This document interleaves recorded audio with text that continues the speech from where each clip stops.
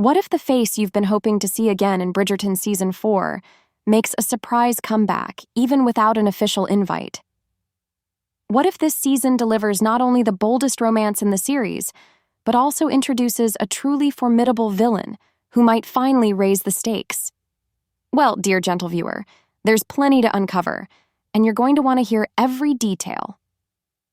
Phoebe Dynevor, known to fans as Daphne Bridgerton, recently shared her thoughts on life after the show and whether she'd ever return. While promoting her upcoming action film Inheritance, which releases on January 24th, she opened up in an interview about her post-Bridgerton journey.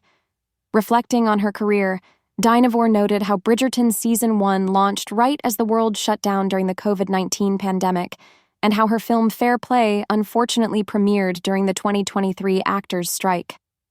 Despite not having received a call to return yet, she said she's absolutely open to it and would be ready if the opportunity arose.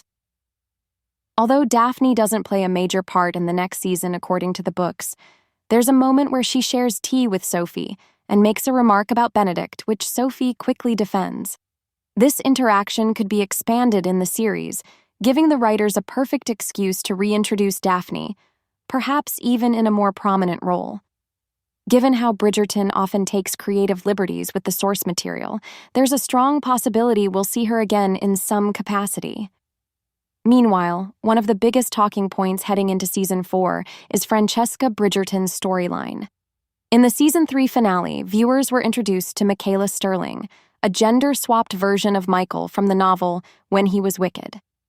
This change suggests that Francesca may be portrayed as queer or bisexual, an interpretation that doesn't exist in the original books but has sparked widespread discussion among fans. While this twist opens new narrative paths, some elements from the book need to remain intact for the emotional impact to land properly. The character of John Sterling must continue to influence the story. Though he dies before Francesca's romantic arc with Michaela begins, his memory shapes both of them. His absence must still be felt and seen, driving their emotional journeys. In the book, there's a significant 4-year time jump between John's death and the eventual reunion between Francesca and Michael. During that period, Michael escapes to India, drowning in guilt, while Francesca immerses herself in the responsibilities of running the Kilmartin estate. The show doesn't need to show all 4 years, but it must clearly portray that emotional distance and growth. To heighten the impact of their reunion, it's essential that Francesca and Michaela have very little contact during this time. While Michaela may not leave for India as Michael did, even staying in Britain and keeping her distance would work. However, any depiction of India must be handled carefully to avoid a colonial portrayal, especially since Bridgerton takes pride in its inclusive world-building. One of the most emotionally charged moments in the book is when Francesca and Michael are caught in a thunderstorm and find shelter in a gardener's cottage, leading to a powerful moment of connection. This could be beautifully adapted for Francesca and Michaela, with Michaela guiding Francesca into understanding what it means to love another woman. It would maintain the original intimacy while offering a fresh dynamic. There's also a memorable scene in the book where Francesca confides in Violet about finding love again. In the series, this conversation could be deepened by including Violet's relationship with Marcus Anderson, showing a parallel between mother and daughter as they both explore second chances at love. Francesca's passion for flowers, a small but meaningful part of her character, should be highlighted too. It symbolizes renewal and growth, both emotionally and romantically, and ties into her evolving relationship with Michaela. When they finally share their first kiss, Michaela should be the one who runs away, overwhelmed by her feelings and the guilt of loving someone who once belonged to someone else. This reversal would add complexity to her character and strengthen the romantic tension. The phrase, "when he was wicked," originally used playfully between Francesca and Michael in the book, could still be used in this version of the story, perhaps as an inside joke or reflective moment that marks Francesca's acceptance of her feelings for Michaela, just as she once accepted her love for John. One scene the series absolutely must keep is Francesca's visit to John's grave, where she finally admits her love for someone else. This is the foundation of her emotional breakthrough, and it leads to her eventual confession to Michaela.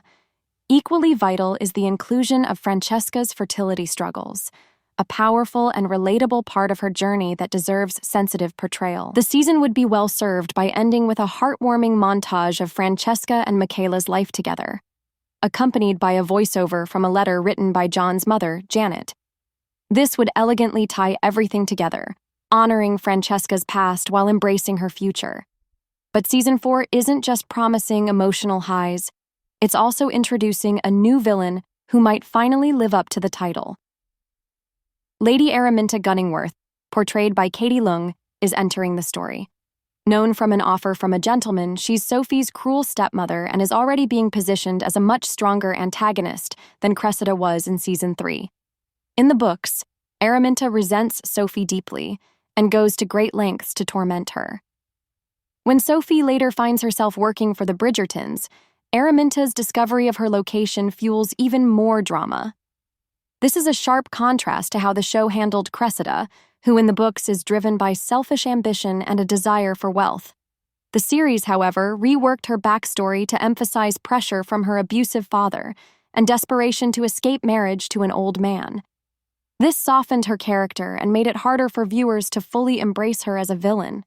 She bullied Penelope, yes, but the show didn't fully commit to painting her as someone truly antagonistic. The result was a character who seemed caught between two extremes, someone we couldn't quite hate but also couldn't fully sympathize with. Araminta, on the other hand, comes with no such ambiguity. She's cold, calculating, and unrelenting, everything a true villain should be.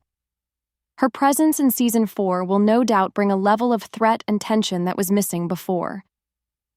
With Daphne potentially returning, Francesca stepping into a bold new chapter, and Araminta raising the stakes, Bridgerton Season 4 is shaping up to be the show's most emotional and dramatic season yet.